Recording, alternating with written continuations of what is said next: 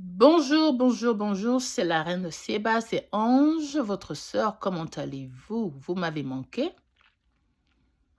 Mais avant d'aller plus loin dans ma vidéo, abonnez-vous, partagez et un petit commentaire d'encouragement, c'est pas mauvais. Bon, aujourd'hui, je vais partager quelque chose avec vous, quelque chose que j'ai traversé il y a peut-être, je crois, 2 ans. On avait choisi un temps de jeûne. Et pendant le jeûne, voici donc ce qui s'est passé. J'avais des maux de poitrine. Ma poitrine me faisait très mal. Et le mal se dirigeait vers mon cœur. Alors la pensée qui m'a traversée, au cas où quelque chose m'arriverait, je voudrais que mon frère prenne soin de mes enfants. J'ai commencé à faire des préparatifs. C'est comme si j'acceptais la mort.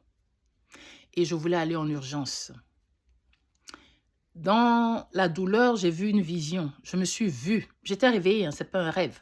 Je me suis vue en train de manifester une colère pas possible envers le père à mes garçons. J'étais fâchée, je parlais avec colère. Et je me suis arrêtée. Et donc, je suis allée en haut, dans ma chambre. La douleur a continué, mais cette fois-ci, je parlais audiblement. Oh, maintenant tu les connais, maintenant tu les vois. Je parlais avec une colère et puis soudain, je me suis arrêtée. J'ai dit, mais attends, mais je n'ai pas pardonné. Et depuis tout ce temps-là, et remarquez, ça faisait plus de 20 ans.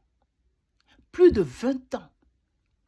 Je pensais que j'avais pardonné et je n'avais pas pardonné. Et pendant toute cette période, j'allais à l'église, je chantais dans la chorale et tout. Mais ce problème de pardon-là, ce problème était demeuré dans mon cœur. Et je pensais que tout était fini, j'avais pardonné et tout. Non. Au moment où je jeûnais, la douleur était tellement intense que j'ai failli courir à l'hôpital. Et l'hôpital n'était pas le lieu approprié, c'était un problème spirituel. Alors je me suis mise à genoux, j'ai commencé à prier. J'ai demandé pardon au Seigneur. Pourquoi je n'ai pas pardonné? J'ai demandé pardon et je me suis repentie et j'ai dit, je laisse, je pardonne, je pardonne. Pendant que je disais, je pardonne, quelque chose est sorti de moi. J'ai dit, j'ai entendu le bruit. J'ai entendu, pfiou, quelque chose est sorti. Et après ça, j'ai eu une petite douleur parce que ça affectait mon corps physique. Et je n'ai plus jamais eu de douleur jusqu'à aujourd'hui. Qu'est-ce que j'ai retiré de cette leçon? Le pardon ou le manque de pardon, la rancune va nous tuer, ma soeur, mon frère. Faisons attention. C'est pas facile de pardonner, hein? Ça c'est sûr. Tu vas pardonner quelqu'un qui t'a violé? Tu vas pardonner quelqu'un qui a voulu te tuer ou qui a tué tes parents?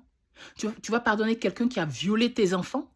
Tu vas pardonner quelqu'un qui t'a poignardé dans le dos, qui a fait que tu as perdu ton travail? C'est pas facile. Logiquement parlant, je vais même dire que c'est impossible. Logiquement parlant.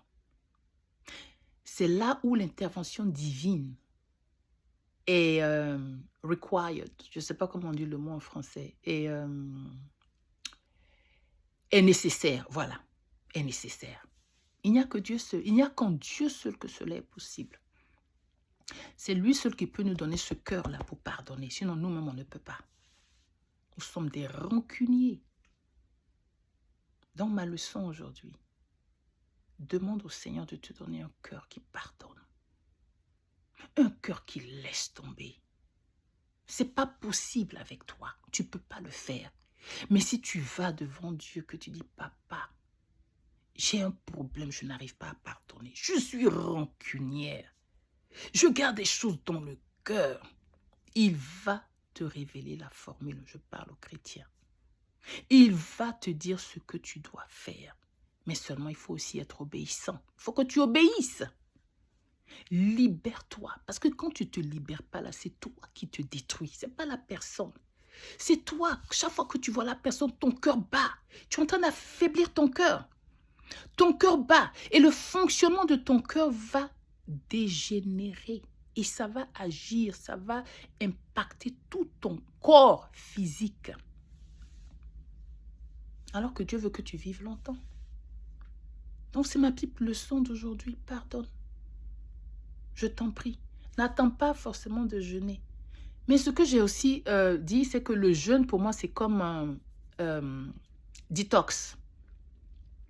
Désintoxication. Voilà pour moi, le jeûne, la prière et la méditation. Les choses, le poison ou les poisons de ton corps vont commencer à se révéler dans le jeûne. Ou même les choses auxquelles tu es attaché. Tu ne vois pas que quand tu es en jeûne, tu penses à la nourriture. Si 6 heures pouvaient arriver vite pour que je mange. Là, ça expose ton attachement à la nourriture. Et si le jeûne finit là, il faut que je check sur le Facebook combien de demandes d'amitié j'ai ou bien whatever. Tu vois, non, tu es pressé, tu es pressé. Le jeûne va exposer les choses auxquelles tu es attaché, les choses auxquelles tu dois te détacher. Le jeûne va exposer ces choses-là. C'est pour ça que le diable fait tout, l'ennemi fait tout pour ne pas qu'on jeûne.